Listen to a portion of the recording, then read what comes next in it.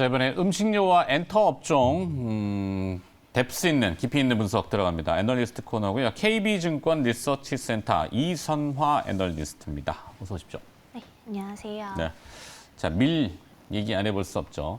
우리가 그 흔한 TV 프로그램을 보다 보면은 이제 맛집, 그 옛날에 이제 뭐 오래된 식당들 뭐 이렇게 설명하잖아요. 분식류가 굉장히 많습니다. 네. 밀가루를 막 쌓아놔요. 그죠? 재분한 것들을. 근데 요즘은 그 화면을 이렇게 보고 있으면 아, 저분은 부자구나. 네, 밀 가격이 급등했어요. 우려의 목소리가 적지 않게 나오고 있는데 실제 밀을 선물 거래를 하는 저는 선물 거래를 합니다. 네, 그렇다 보니까 가격이 오르면 아이고야 이게 시차를 두고서는 순차적으로 물가에 나타나겠구나라는 것을 얘기를 해드리는데 자, 우리나라는 밀 수입을 99% 거의 100% 전량 수입한다고 봐야 되겠죠.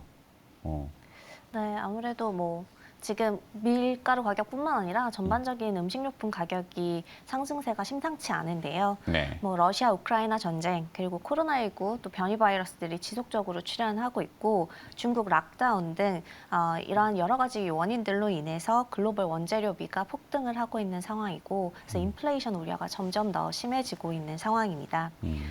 음식료 업종은 1분기에 상대적으로 호실적을 보였습니다만 그럼에도 불구하고 주가 조정을 받는 이유는 원재료 비용 상승에 따른 원가 부담이 지속되고 있기 때문인데요. 사실 저희 애널리스트들이 추정했을 때는 올해 상반기에는 곡물가 상승이 멈출 거라고 예상을 했었는데 네. 이게 연간 내내 지속될 것으로 예상이 되면서 이제 뭐 추정치에 대한 불가피한 하향 조정이 이어지고 있습니다. 그리고 특히 러시아 우크라이나 전쟁으로 인해서 밀가루 시장은 과열 양상을 보이기 시작했는데요. 라면이나 빵, 과자 등 서민식품은 가격 인상이 좀 불가피할 것으로 전망하고 있습니다. 네. 하지만 이게 좀 아무래도 정책 기조와 또 연관이 큰 게 서민식품이다 보니까요. 새 정부의 정책 방향이 중요한데요. 밥상 물가는 민생 안정과 직결되기 때문에 가격 인상이 어려운 라면을 판매하고 있는 농심이라든지 아니면 코로나19 피해 중심 지역에서 사업을 전개하고 있는 대상은 어려움을 겪을 것으로 예상하고 있습니다. 네. 아무래도 이제 원재료 가격이 오르고 물론 이제 식품업체들이 이게 뭐라 그래야 돼요? 시간을 두고 네. 선물 거래, 선도 네, 거래 맞습니다. 같은 거, 그다음에 환해지 같은 것들을 복합해서 전략을 하기 때문에 항상 시간이 이렇게 시차라는 게 발생한단 말이죠. 그래서 싸게 원재료를 사온 것들에 대해서는 판매 가격을 안 올려도 그렇게도 버틸 수 있는데 이제 원재료 가격이 올라가면 판매가의 전이를 어떻게 할 것인가 정부 눈치를 또 볼 수밖에 없고 인플레이션 네. 때문에 그러면은 이제 그 수차적으로 보면은 단순히 원재료 가격이 올라서 판가에다가 빡 전이하면은 수익성이 올라가겠죠. 근데 그게 아니잖아요. 네. 그래서 식료품 가격 인상의 빌미가 되고 그다음에 거리두기 해제로 인해서 뭐 외식비 지출 증가 이런 것들입니다. 음식료 업종에 대한 전망 이게 좀 궁금해질 것 같은데. 네, 맞습니다. 그래서 음식료 업종에서 남아있는 테마라고 하면 리오프닝이 아무래도 가장 큰 테마다라고 할 수 있는데요. 네. 원재료 비용 상승을 이제 소비자 가격으로 전가할 수 있는 시장 지배력을 갖춘 대형 기업이라든지 아니면 리오프닝을 할 수 있는 테마가 살아있는 여전히 수요가 강력한 이제 유흥시장과 관련된 주류 업종이라든지 아니면 너무나 많은 품목을 판매해서 소비자들이 가격 인상을 해도 잘 알아채기 힘든 가공식품을 판매하고 있는 회사라든지 이런 업체들이 음식료 업종에서 좀 상대적으로 더 유리할 것으로 생각을 하고 있습니다. 최근에는 외식비 부담이 증가하면서 편의점 도시락이 인기가 있다라는 기사도 종종 보실 수 있으실 텐데요. 네. 그래서 편의점주도 관심을 가져보실 만하고요. 저희 상대적으로 안정적인 실적을 낼 수 있는 대형 기업 위주로 접근하는 것이 맞다라고 생각을 하고 있습니다. 그래서 저희 하반기에도 가격 인상에 대한 기대감과 그리고 리오프닝과 관련된 기대감을 바탕으로 비중 확대 전략이 유효하기는 하지만 저희가 마진 스프레드가 확대되는 시점이 올해 하반기가 아니라 좀 더 내년으로 저희가 미뤄서 지속적으로 시기가 미뤄지고 있습니다. 그래서 저희는 이제 일단은 시장 지배력이 있고 네. 주가가 이제 고점 대비 조정을 많이 받은 대형주 위주로 추천을 드리고 있습니다. 네. 그 코로나 리오프닝 그러니까 리오프닝과 일단 코로나 블루 그래가지고 사실 식료품도 리오프닝으로 재소비라든지 가격이 올라가더라도 소비할 건 소비하잖아요. 사실 치킨 한 마리에 뭐 2만 원이라고 하지만 처음에는 저항을 하죠. 난 돈 주고 이거 못 사 먹어 하지만 요즘 나중에 2만 원에 적응을 합니다. 사람들은 대부분. 그래서 근데 이제 코로나의 이제 어떤 이런 영향으로 뭐 식품주의 진퉁은 그 말씀하신 주류, 뭐 담배 이런 그 스트레스와 관련된 기호식품이라고 해야 될까요? 뭐라고 표현을 못 하겠는데 그쪽 얘기가 좀 많이 나오던데요. 네, 맞습니다. 아무래도 이제 주류는 리오프닝 관련해서 영업 레버리지가 큰 산업이라고 볼 수 있고요. 담배는 수요가 비탄력적인 산업이다. 그래서 이제 주목을 받고 있습니다. 네. 저희가 영업 레버리지가 크다라는 것은 어쨌든 고정비 비중이 커서 이제 매출액이 올라오기만 하면 마진이 크게 남는 산업을 영업 레버리지가 크다라고 말씀드리고 있는데요. 유흥에 대한 수요는 아무래도 풍선 효과로 인해서 억눌려 있던 수요가 폭발하면서 이제 지금 현재 뭐 소주가 아무리 서민 식품이다라고 해도 음식점 가서 드시려면 5,000원이거든요. 근데 아까 말씀하셨던 것처럼 이제 가격에 적응을 한다라고 했을 때 이렇게 비싼 소주 가격에도 불구하고 외식 관련돼서 주류 매출이 지속적으로 증가를 하고 있습니다. 이에 따른 마진 개선이 저희가 기대가 되고 있고요.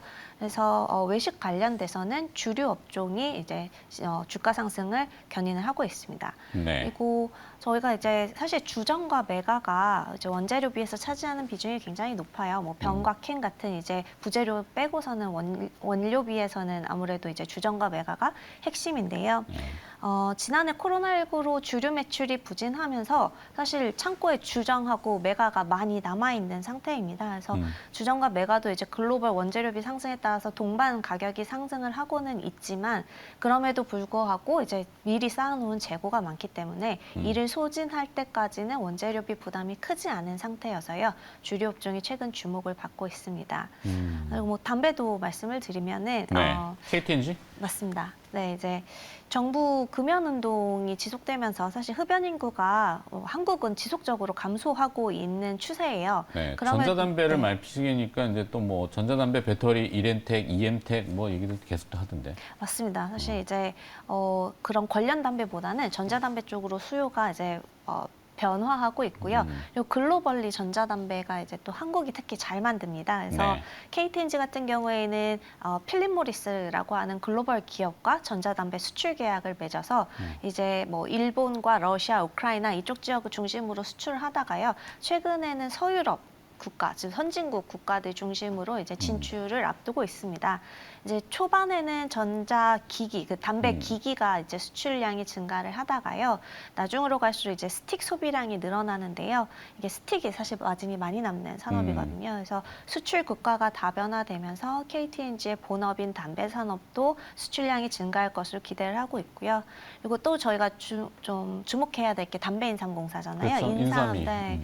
저희 리오프닝 관련돼서 해외 입국자의 자가격리 면제하기 시작을 하면서 이제 면세점 이용률이 굉장히 높아지고 있습니다. 근데 면세점에서 가장 많이 팔렸던 품목 중에 하나인 이제 홍삼 매출이 증가할 것으로 기대를 하고 있고요. 네. 그래서 담배인삼공사의 저희 턴어라운드 스토리까지 합쳐지면서 KTNG도 주목할 만한 주식으로 추천드리고 있습니다. 그러게요. 세간에서 많이 잊혀져서 이미지도 조금 좋지는 않았는데 네.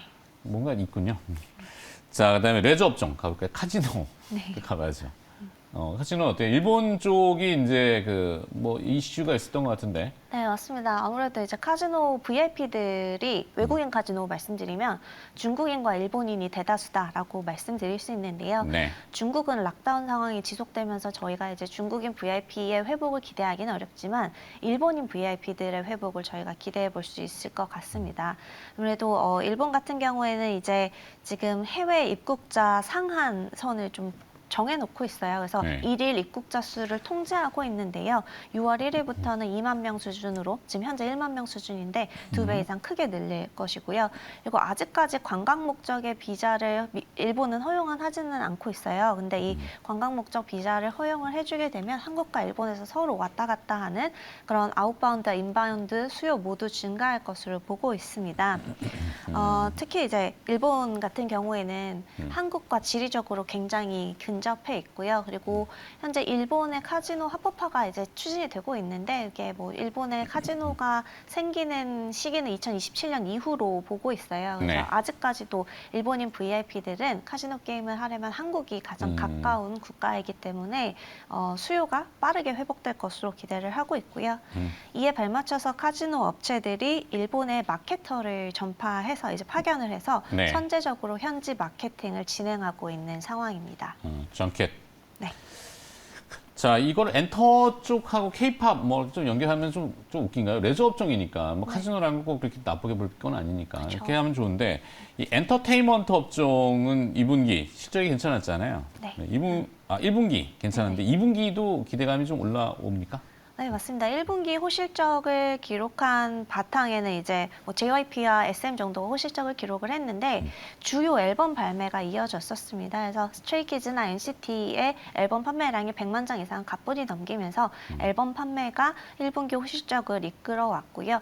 2분기에 저희가 기대해 볼 만한 것은 월드 투어 콘서트라고 보시면 될 것 같습니다. 그래서 스트레이키즈와 NCT 뭐 이런 주요 아티스트들이 저희 그 일본에서도 공연을 하고요. 네. 하이브 같은 경우에는 BTS가 라스베가스에서 4월에 이제 공연을 했기 때문에 대규모 콘서트 수익이 기대가 됩니다. 근데 이렇게 콘서트를 하고 나면은 MD 굿즈 매출도 동반 상승하기 마련이거든요. 그래서 2분기에는 이제 큰 폭의 매출 성장이 기대가 되고 그리고 주요 아티스트들의 그 오프라인 활동이 증대가 되면서 관련해서도 이제 이벤트가 많이 있을 것으로 기대하고 있습니다. 그러니까요.